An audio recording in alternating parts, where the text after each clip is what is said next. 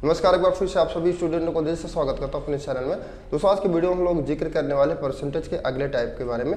Type name की बात करें दोस्तों तो जनसंख्या से संबंधित इंपॉर्टेंट क्वेश्चन को डिस्कस करेंगे, किस तरह से जनसंख्या से रिलेटेड क्वेश्चन सॉल्व करना है। तो आइए शुरुआत करते हैं। पहले जब भी प्रश्न होगा तो आपको सूत्र यहाँ पर ए बराबर लगाना होगा। ए बराबर सूत्र लगाना होगा पी ब्रैकेट 1 + रेट अपन 100 की पावर टी। क्लियर। इससे मतलब ये होता है कि जैसे जनसंख्या से रिलेटेड पहले क्वेश्चन की बात करेंगे तो यहाँ पर किसी नगर की जनसंख्या 10% दर से बढ़ती चली जा रही। वर्तमान की जनसंख्या ऑलरेडी दिया गया है। वर्तमान की जनसंख्या यहाँ पर दिया गया है 1 लाख है और 3 वर्ष बाद जनसंख्या क्या होगी, इस तरह से प्रश्न होगा।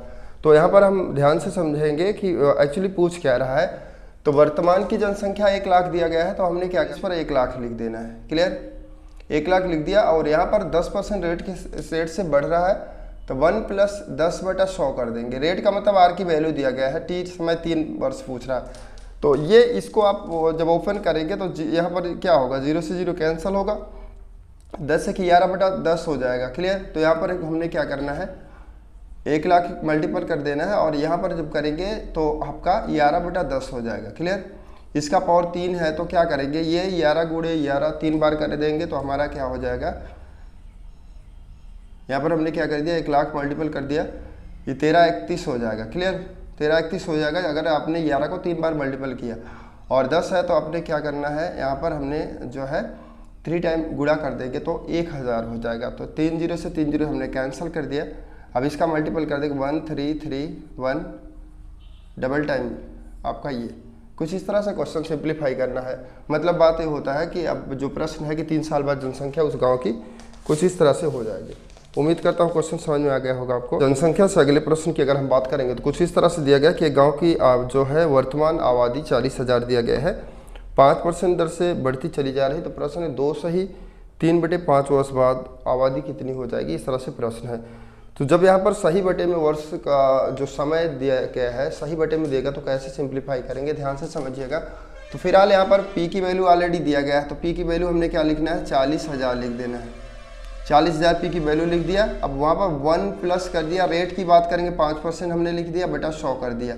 अब यहीं पर दोस्तों आपको समझना है कि 2 सही 3/5 जो दिया गया है, ये जो 2 दिया है पहले हम 2 की पावर कर देंगे और जो 3/5 है इसके लिए एक बार इसी सूत्र को फिर से लिखना होगा 1 + 5 रेट के साथ इसको गुणा करेंगे। ध्यान से समझिएगा, रेट के साथ 3/5 कर देंगे, अपान में 100 कर देंगे। यही आपको समझना है कि रेट के साथ जैसे सही बटा में जो चीज़ें देता है 2 सही 3/5 दिया तो 2 की पावर आपने यहाँ पर यूज कर लिया। जो 3/5 होगा वो इसी फार्मूले का मतलब 1 + रेट अपान 100 को डबल टाइम लिखना है और रेट के साथ आपको गुणा कर देना है। तो सिंप्लीफाई कर लेंगे। हमने यहाँ पर 40,000 दिया गया है, 40,000 के बाद इसको सिंप्लीफाई करेंगे दोस्तों। तो सिंप्लीफाई का मतलब होता है कि हमने यहाँ पर 5 से कट कर दिया तो 5 दूनी 10 हो गया और ये 20 1 21 हो जाएगा। गुणे मतलब 21 × 21 होगा तो 441 हो जाएगा। इतना तो आप जानते हैं।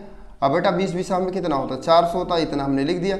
अब यहाँ पर क्या होता है, 5 से 5 कैंसिल होगा और 100 है 1 LCM लिया तो 100 + 3 का 103 हो जाएगा, 103/100 हो जाएगा। यहाँ पर 40 से 40 हमने क्या करना है, कैंसिल कर देना है। 40 कैंसिल हो गया दोस्तों। अब मल्टीपल दोस्तों यहाँ पर 4 से 4 भी कैंसिल हो जाएगा, 4 4 1 मल्टीपल कर देंगे 103 कर देंगे। क्लियर।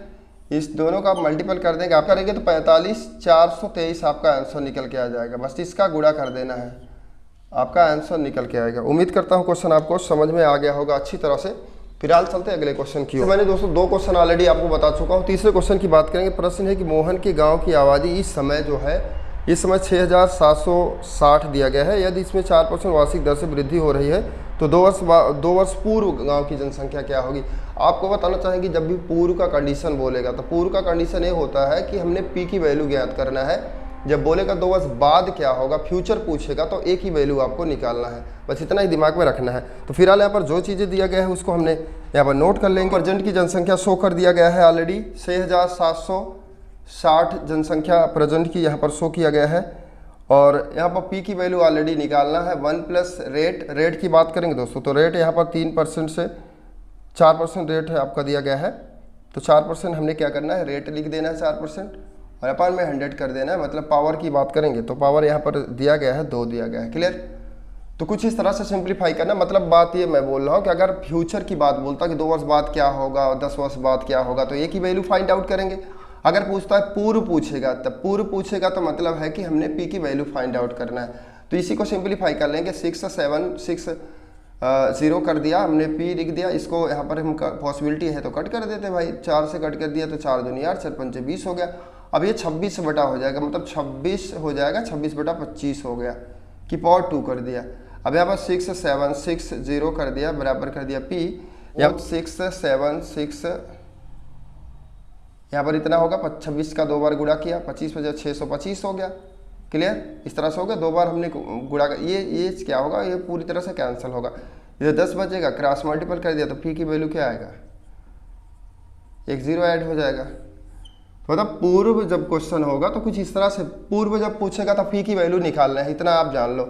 फ्यूचर पूछता है क्या हो जाएगा, तो एक ही वैल्यू फाइंड आउट करना है। की बात करें दोस्तों, इसमें दिया गया एक कस्बे की जनसंख्या पहले वर्ष 5% घटती है, दूसरे वर्ष 8% बढ़ती है, तीसरे वर्ष 10% घट जाती है, और 3 वर्ष के पूर्व यहाँ पर दिया है कि वहाँ की जनसंख्या 5 लाख थी, तो कस्बे की वर्तमान जनसंख्या ज्ञात करिए। वर्तमान जनसंख्या ज्ञात करना है दोस्तों, तो वर्तमान का मतलब ये होता है कि यहाँ पर हमने ए की वैल्यू फाइंड आउट करना है। वर्तमान में 5 लाख है तो 5 लाख आपको इस तरह से लिख देना है।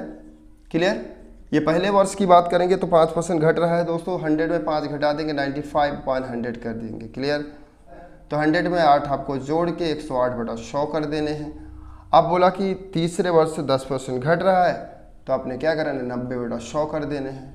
क्लियर, यहाँ पर जितने पॉसिबल जीरो होते हैं उतने कट कर देंगे। यहाँ पर पूरे के पूरे जीरो 5 कट गए और एक जीरो इसका कट गया, तो हमने क्या करना है, 5 × 95 × 108 मल्टीपल 9।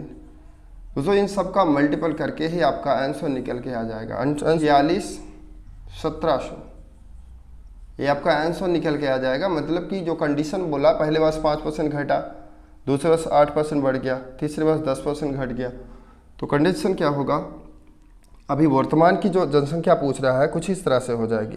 तो वर्तमान की जनसंख्या मैंने निकाल दिया। इस वीडियो में बस इतना ही दोस्तों, मिलते हैं अगले वीडियो में कुछ और नया लेकर के लिए, परसेंटेज के अगले टाइप को डिस्कस करेंगे। तो आपसे रिक्वेस्ट है, वीडियो को अगर अच्छा लगा तो दोस्तों के साथ शेयर करें। मिलते हैं अगले वीडियो में। Thank you so much for watching this.